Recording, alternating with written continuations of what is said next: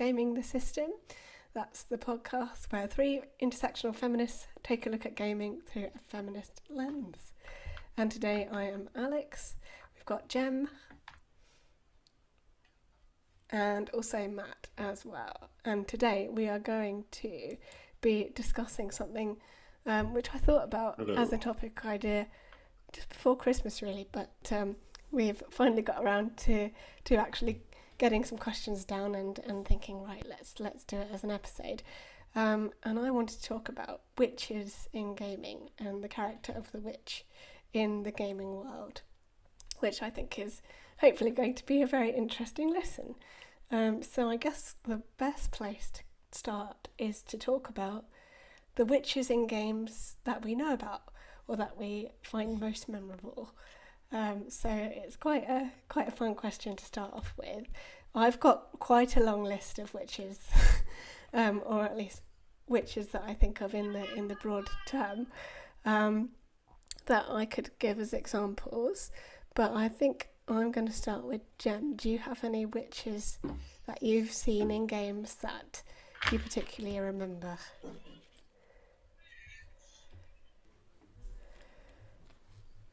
Yeah. Yeah. Oh, it's literally just got out of my head. Bayonetta is obviously one of the more memorable witches, and it's even more for me because I've just been playing an origin game from Bayonetta. Well, I haven't. My daughter's been playing it, and so she's like a little witch in that, which is quite funny given where she ends up. But it's much more cutesy.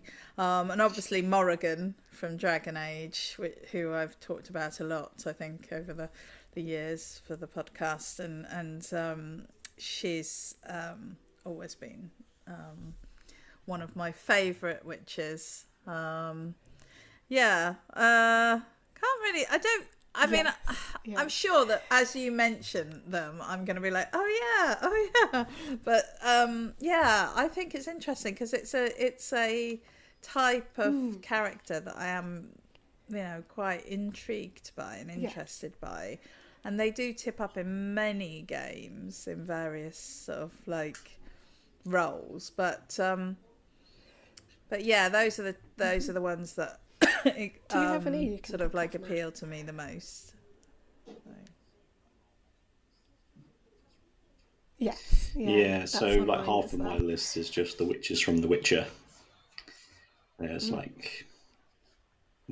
dozens of witches of The Witcher, all of whom are just incredibly saucy, and it seems to be that's there's magic and then there's sauciness, which are the two core pillars of most witch characters.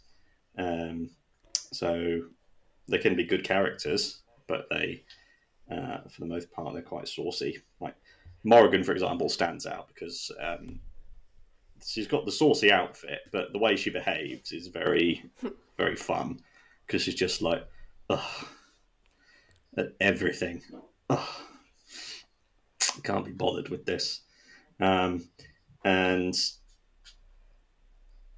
one that made a smaller role that made an impact on me was in Dragon Age 2. There's an elf sorceress called Meryl, and I don't remember much about her character, but she was very compelling for some reason. There was also that she played Gwen in Torchwood. What's the main woman's name? The actress. Gwen? Yeah. Yeah. So that was her voice acting in it, and so that was a smaller role. There is, of course, Bayonetta, who is naked apart from her hair. Her hair can turn into skin-tight lycra somehow.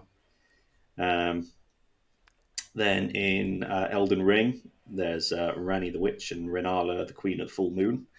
Renala has that psycho mother trope who has lost a child and spends their life trying to find ways to resurrect the child in some way or another. But I think the queen of all witches has to be Freya from God of War. She is introduced as the Witch of the Woods, and I imagine we'll have to come on to what we think a witch is, what defines a witch. Indeed, yes. As I was compiling my list, I decided to think about what a witch is, and I was inspired quite largely by a podcast called Witch. It's available on all good podcast providers, I expect. But it's by a lady called India Rakison, who previously has also done a podcast series on periods and is currently doing another podcast series called Child, all about babies and the first year of life, all of which are incredibly fascinating. But she examined feminism and witches and like portrayal of women as witches and things, and how broad that term can be and what it means to different people, whether it's bad or good. So my list is quite wide-ranging in terms of the games that I've played, that I've seen characters you could technically call witches. So obviously, like Matt said, there are plenty of witches in The Witcher 3, but the ones on my list are the crones. They appear quite early on in Venin, and they're very creepy. And I think I looked them up because I was intrigued by them, and their names are Brewes, Weaves and Wispes, and they've all got Welsh accents.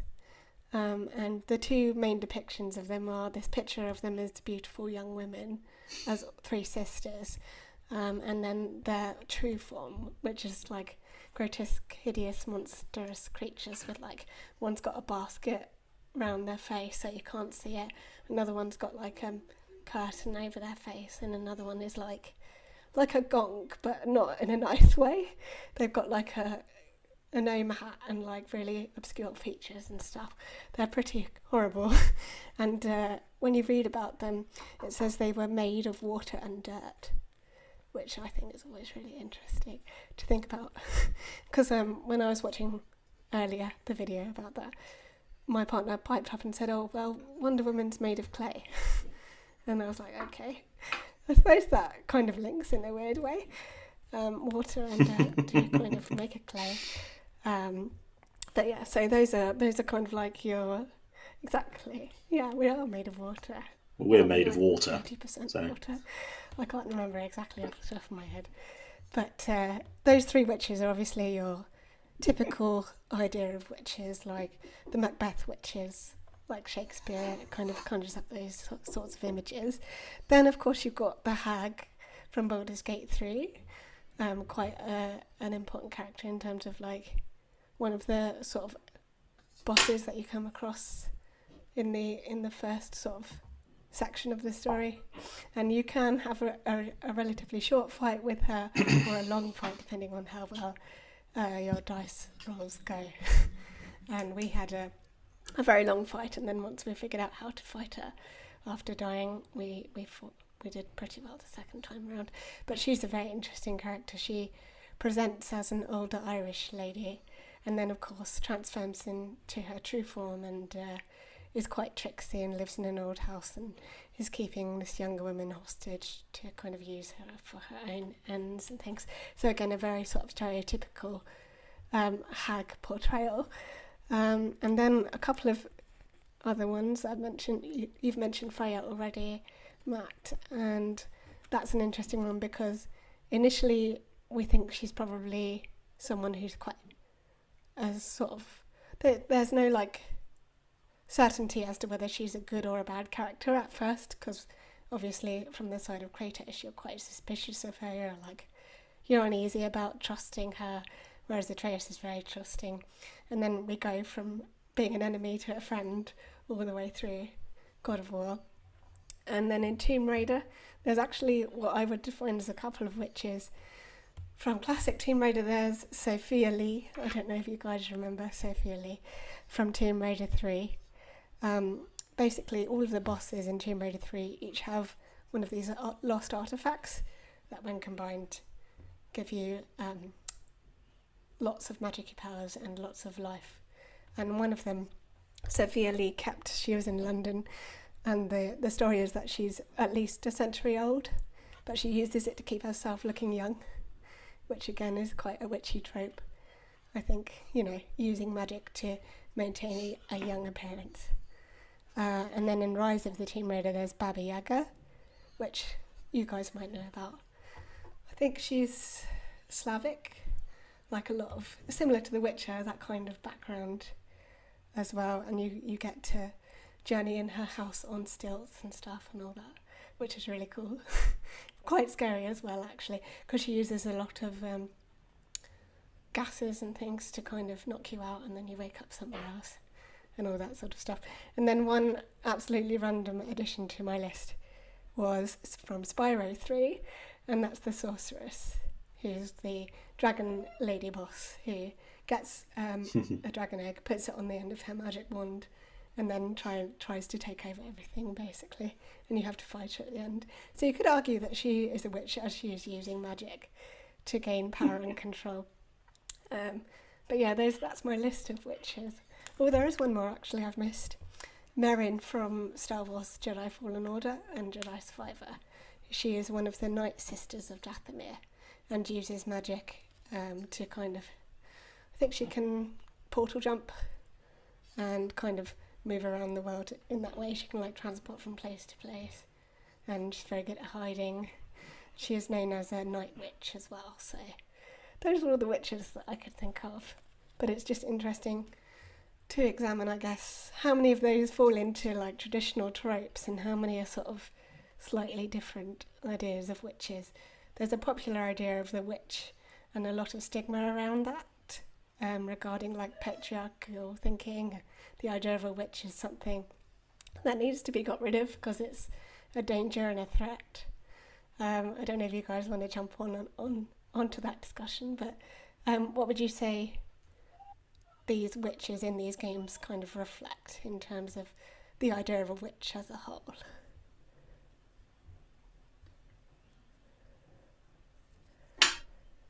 I think they do generally lean towards the sort of cliche idea of a witch as an older woman, as a woman who is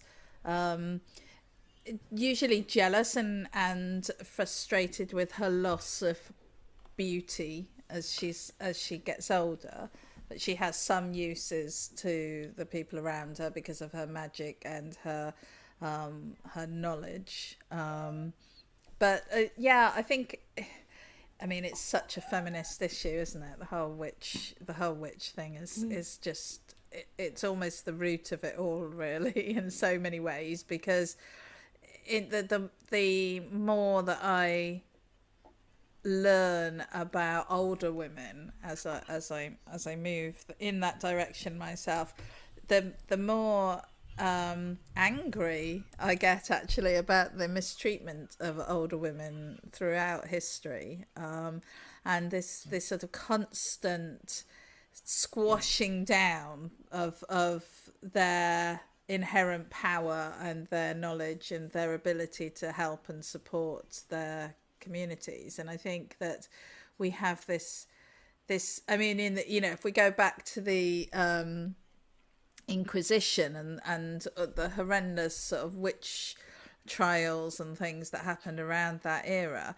it all stems back to some guy who wrote a book because he had a hatred of women. It was literally titillating, women hating rubbish. He just made up, and then this whole thing came off the back of it, and killed many people. It wasn't just women, but it was largely women, and ended up in a situation where older women who had knowledge of what herbs could be used to help certain illnesses or ease problems or whatever were being vilified as being consorting with the devil, when all it was just that they had spent a long time alive and learnt stuff.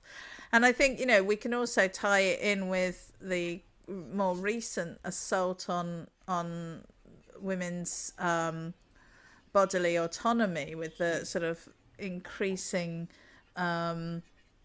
restrictions on things like birth control and abortion and all of that, because one of the things that these women did was they did know how to stop a pregnancy or prevent a pregnancy. They were the midwives. They were the women who had all of that inside knowledge. And again, they were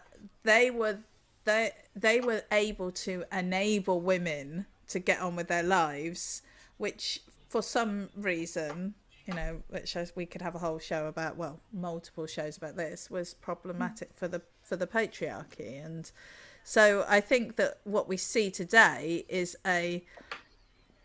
too often in the games is just a rehashing of, as you say, this old trope. And even when they give them, a little bit of sass or a little bit of sexiness, it so often comes at the price of oh, well, they're only doing that because I mean, even Morrigan, I think, is supposed to be very old. And she's using magic to keep herself looking younger, and I think we see some more about that in Dragon Age 2 than later. But we see some of her stories there, and yeah, I think throughout history, witches have been a way to say, oh, this old scary lady who is mostly out to trick you and get you. I think there's definitely thinking about this recently that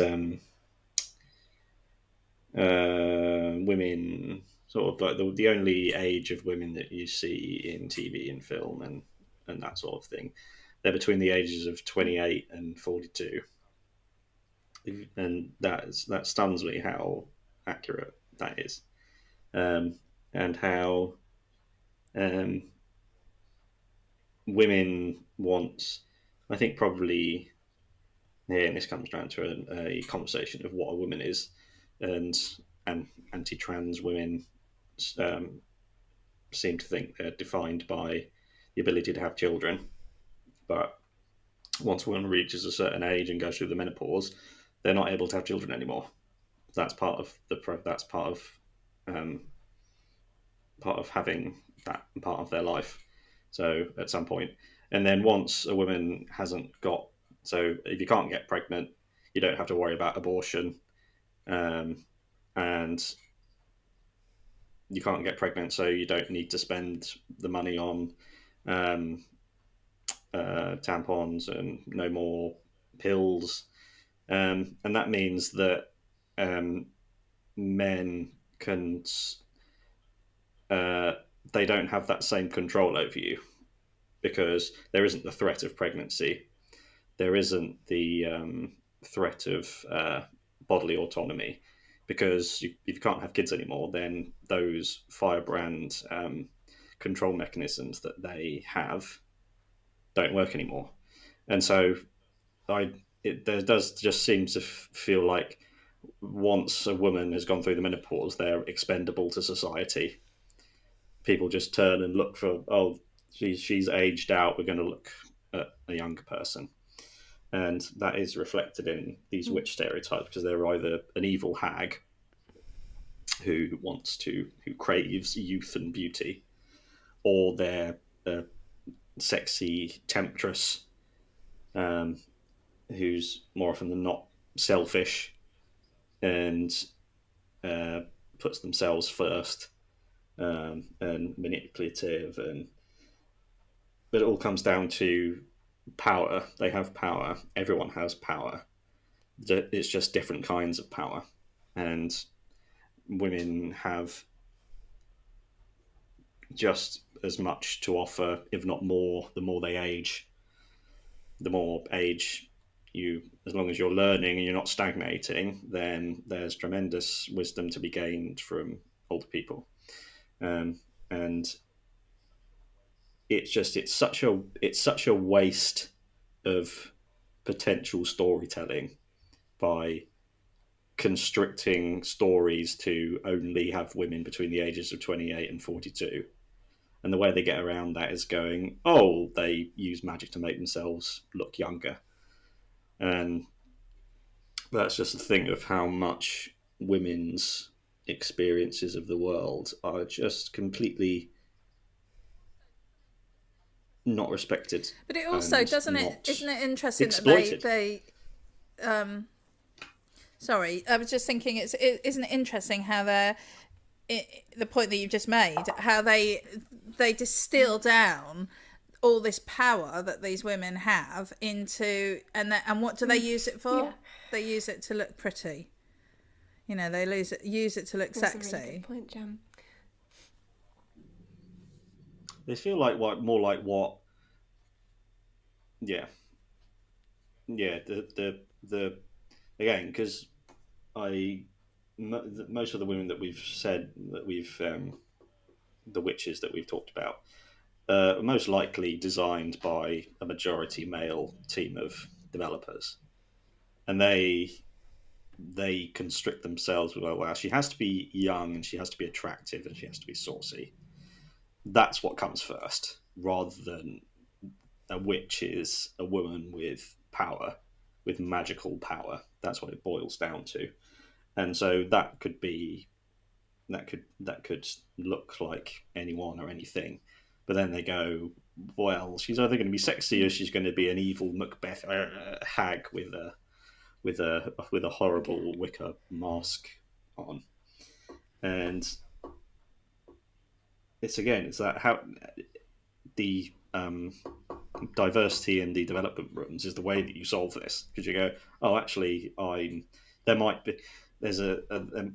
must be tons of postmenopausal women working in the game industry, and so it's not as, it feels like men only see women from the age of 28 to 42 and they think this is the only like material we've got to work with, rather than the women of every age. You can go, there's so much, it's again diversity just dimming down and distilling and watering down the potential brilliance of storytelling. And but we know there aren't yeah. We know there aren't tons of women working in the industry, because that's one of the reasons why we have all of these problems, isn't it? I mean, and so many women. I mean, I know when I was, so I am not old enough to have gone through the menopause, but when I was at university and I got my work placement at EA, there were a lot of women, but most of them were either the same age as me or younger. So the vast majority of the women working in those industries now are probably not much older than me, and so are maybe just coming up to that. So it might be interesting to revisit this topic in 10 years' time and see how if that's moved on, because I think the point that you make is so valid, Matt. You know, that we are coming to a point where there are going to be people who are working in these industries who are having these experiences, and you know that is gonna. Well, one would hope that would reflect at least in the discussions that they're having behind the closed doors. And I think one of the problems that we've always talked about is, diversity, lack of diversity, and that causes issues with how these topics are covered. So absolutely, I think it will be interesting to see what happens in a couple more decades. I think it's interesting that. And there's also the perennial I was just problem going to say about how most of the witches are perceived as like bosses, so they're kind of seen as this idea of something that the protagonist, the good character, has to defeat. So what's interesting when I was thinking about it, I was thinking about the types of ideas associated with these characters and the traits of these characters, and I think something that runs through all of them, whether they're good or bad, is that they are considered to be very powerful. Because if you wouldn't have a boss that wasn't very powerful, would you, to fight? Or a character that you had to defeat that wasn't in possession of a power of some kind. So yeah, it's just interesting when you think about it in terms of like that male perspective, seeing the witch as a powerful being but something to be feared and controlled, a power that needs to be contained. And I think that kind of comes through in a weird way in the number of characters who are magical bosses, who happen to be women as well and display witchy tendencies. I don't know if you guys feel the same way about that.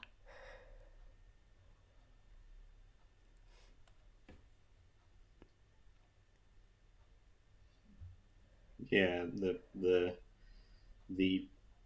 thing of women with power being a threat is, and needing to be sort of muzzled or contained, is just that's another frustrating thing, because it's like with the trope of women are only strong because they've been raped at some point in their life.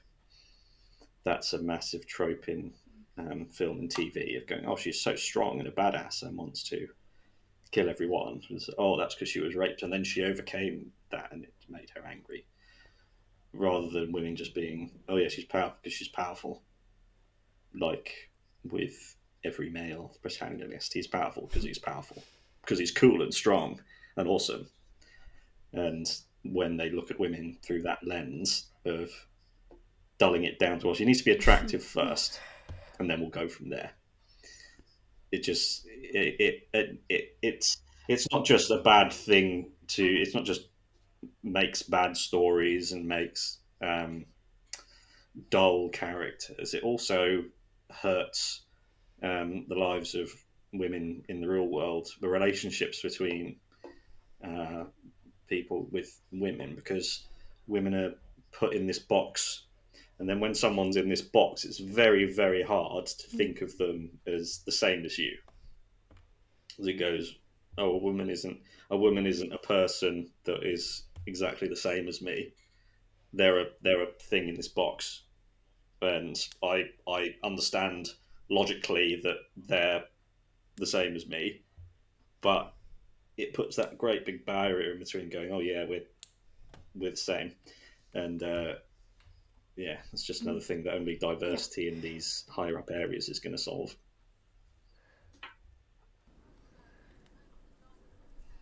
I've long held the belief that, due to the fact that women can grow a baby and nurture it and feed it, that this is something that the male side of the species has felt threatened by, that this is a strength, that, you know, this is the thing. People argue about, oh well, you know, men have to go to war. Well, yeah, mainly because they start them, but you know, they go off to war. The reason that we send the men off to war and not the women is because you need more women than men in order to maintain the human race, really, because of the length of time it takes to grow a baby and then a child, you know, and you need that. So from a just purely kind of like practical, you know, putting all the emotion aside, you can have, like, you know, multiple women to, you know, one man. So there is this sort of feeling that actually, you know, in order for us to survive, we don't need an equal amount of men and women. And I've long felt that men are inherently conscious of that and aware of that and fear it, you know, in the same way that, like, in what was it, The Bug's Life, with the grasshoppers and the ants. What was it, the other ones? The ants and the grasshoppers, you know, the ants are so much more powerful when they work together. And I feel that a lot of this boils down to a fundamental need on the part of the male of the species to keep women in their place because they fear that if we realised that the inherent power in simply being female that we have, and the inherent importance, I suppose, perhaps that's more important, perhaps that's a better word than power. I mean, the importance leads to power, but yes, I think there's an importance that we will in some way overthrow them. And I think the really amusing thing in that is that in reality, that probably wouldn't happen because it isn't how women work. It's how men work. It's not how women work. So I think it wouldn't happen. Although, if you've read The Power, who I can't remember the name of the author, it will come to me. I'll check it. But the book, The Power, that's about women gaining physical power over men, and so that shifts society. So it's a way of sort of examining how would life be if women had that power, and in that scenario, if for the most part it ends up being the same, but just women having the same power as men. So I don't know. I mean, there are lots of theories about what might happen if that was the case, but I do feel that there is a need for men to constantly put women in their place because they want to maintain that control and that power over us. It's never a popular no, but I think it is a valid one, definitely. That's such an interesting. Yeah, that's all really interesting. That's stuff that I hadn't considered before. Yeah, because that just is true. You can have one man to have an infinite number of women to get pregnant, whereas women can only have one baby at a time. And that is for some reason it's called Irish twins when you have two siblings that aren't twins that were born within the same calendar year. Not between the same calendar year. So if one's born in September, and then it's all about the parents were having sex within 3 months of the birth. Anyway, I don't know why it's called Irish babies. So that's really funny. So that just shows that there's you can't. Yeah, you can't. So you can't really. That's just nature for you. And I don't think I'd have to spend more time thinking about those concepts. But yeah, yeah, I don't know what to say. It's just really interesting. Thank you for covering this first episode on witches. I think in the next episode we're going to look at more of the different perceptions of witches in terms of the connection to like nature and the world and harmony, and kind of like looking after the earth and being more in touch with the flows of nature, if that makes sense. And indeed about whether witches have ever been portrayed as wholly good in games or in any other media particularly. So I think that's what we'll be touching on in our second episode. So thank you both for today, and I hope listeners have enjoyed listening. If you're interested, you can sign up to our Patreon to support us with creating more content like this, and indeed for funding things like live shows and all that sorts of stuff in future. Exciting things could be coming your way. You don't know yet, but possibly.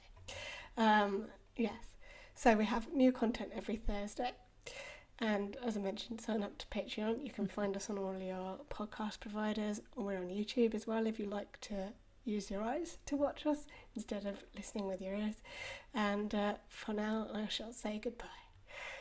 All right. Thank you. Bye.